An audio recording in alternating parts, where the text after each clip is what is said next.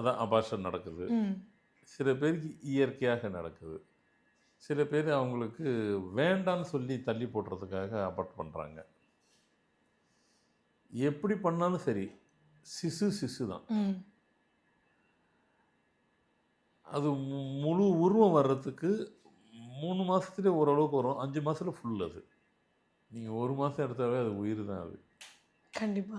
எல்லாரும் நெனச்சுப்பாங்க 5 மாசத்துல தான் அது 5 மாசத்துல வந்து அக்கவுண்ட்ல வந்துரும்.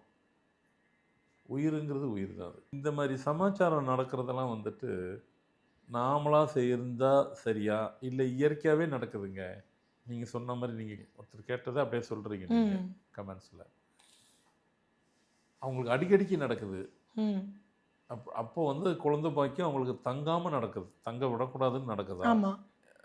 அதான் இது விஞ்ஞானம் விஞ்ஞானங்கிற மாரி சில பேருக்கு வந்து நம்மளே சொல்லுவோம். உங்க இதுக்கு வந்து தங்கவே தங்கியிருக்காது. நடக்கவே நடக்காது. ஏன்னா, அது அவங்க டேட் ஆஃப் பர்த்துக்கு கனெக்ட் ஆவல. அவங்களுக்கு அது இல்ல அது. நடத்த விட மாட்டேங்குது. அது பொதுவா சொல்லிக்கலாம். ஆனா, உங்களுக்கு இப்படி தொடர்ந்து நடக்குதுன்னு சொன்னாக்கா, அப்போ சில பேருக்கு அது நடக்குது. அதுக்கப்புறம் குழந்தை கிடைக்கும்னு வைங்களேன். அதுக்கப்புறம் ஒரு 3 முறை நடக்குது. 4வது முறை பிறக்குது. இன்னும் நீங்க இத வந்து நீங்க பழைய ஜெனரேஷன்லேருந்து கூட எடுக்கலாம். 3 ஜெனரேஷன் முன்னாடி உள்ளவங்களுக்கு கூட கூட எடுக்கலாம்.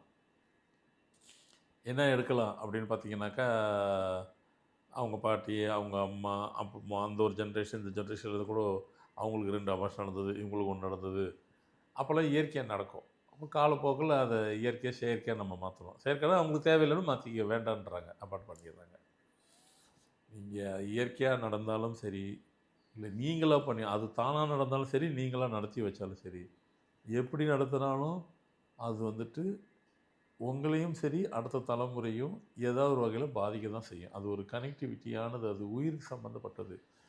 ஏன்னா, இந்த இப்போ இறைவன் வந்து படைப்பிலே வந்து, அவர் வந்து உயிர்கள பல உயிர்கள உருவாக்குறது தான் அவர் வேல. ம். அவர் அதில ரொம்ப சந்தோஷப்படுவாரு. நான் ஆதாரம், ஏவாள்னு சொல்லி நான் 2 பேர் தான் படைச்சேன். இன்னைக்கு உலகம் ஃபுல்லா 1000 கோடி பேர் இருக்கிறதுனாக்கா, நாம தான் வருத்தப்படுறோம். 1000 கோடி பேர் வந்துட்டு இருந்தா நம்ம உலகம் ஃபுல்லா எப்புட்றா சமாளிக்கிறது?